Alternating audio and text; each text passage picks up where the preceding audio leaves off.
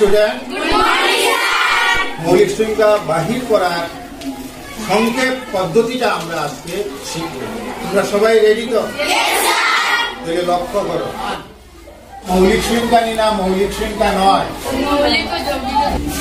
মৌলিক সংখ্যা 1 হইতে 100 পর্যন্ত বাহির করা পদ্ধতি। মৌলিক সংখ্যা বাহির করার একটা ফর্মুলা আছে। ফর্মুলাটা দেখো, CHN +-1 ইকুয়াল টু মৌলিক সংখ্যা বাহির।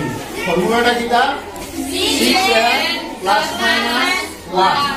কিন্তু এই ফর্মুলা দিয়ে আমরা 1, 2, 3 আমরা বাইর করতে পারতাম না। এই ফর্মুলায় এই তিনটা বাইর করতে আমরা পারতাম না। তাইলে কিভাবে আমরা বাইর করবো এটা দেখলে আমরা শিখি।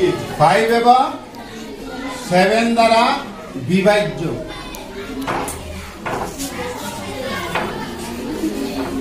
বিভাজ্য সংখ্যা এবং n একটি স্বাভাবিক সংখ্যা। nটা আমরা কি ধরে আনিব? একটি স্বাভাবিক সংখ্যা। তাইলে 6 × 1 দিয়ে যদি আমরা করি তাহলে কিটা পাইব? 6 একে 6। তাহলে এটারে -1 করলে কত পাইব? 5। আর +1 করলে কত পাইব? 7। তাহলে এই ফর্মুলার মৌলিক সংখ্যার আরম্ভ 5 এবং 7 থেকে 1, 2, 3 সেই ফর্মুলার দ্বারা বাহির করা যায় না। সেটা আমরা মনে রাখবো। সেটা আমরা এখন ধরো 1 দিয়ে করছি তো, এখন 2 দিয়ে করো। 6 দুগুণে 12। তাহলে 12 যদি আমরা 1 মাইনাস দিই কত হইব? 11 এবং 1 প্লাস দেই 13। তাহলে বাইরের মৌলিক সংখ্যা। তাহলে এখন দেখো 3 দিয়ে যদি পূরণ করি কত হইব? 3 18। 18 যদি হয় তাহলে 18 থেকে 1 গেলে 17। আর 1 প্লাস করলে 19। মৌলিক সংখ্যা ঠিক আছে তো? এখন দেখো কত দিয়ে করছি আগে? 4 দিয়ে করো। 4 6 24 থেকে 1 গেলে কত? 23। আর 24 এর সঙ্গে 1 যোগ করলে 25। কত? 25 হয়। তাহলে 25 5 দ্বারা বিভাজ্য নেই? 25 5 দ্বারা বিভাজ্য। তাহলে এটা মৌলিক সংখ্যা নেই? না, সংখ্যা মৌলিক নয়। মৌলিক নয়। বুঝছো তো? এখন 4 পরে কত সংখ্যা?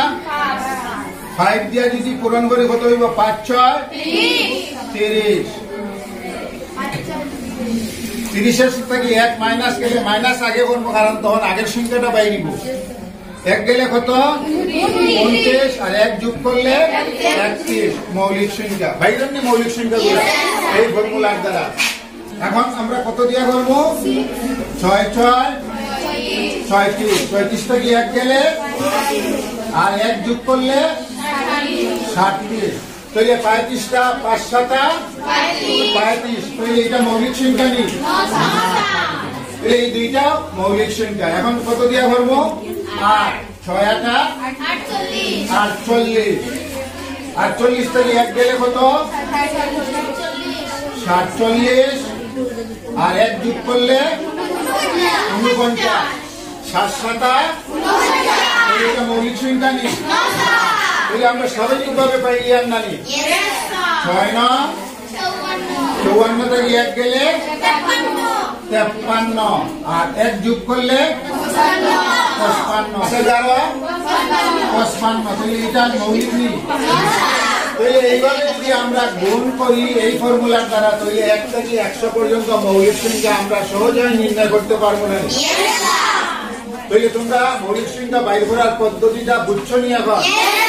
আর পারবাই তো বাকি সংখ্যাগুলা বাইর করতে? তোমরা ক্লাসটা কেমন লাগলো? পরবর্তীটা একজনে করো তাড়াতাড়ি। 6 × 10 60।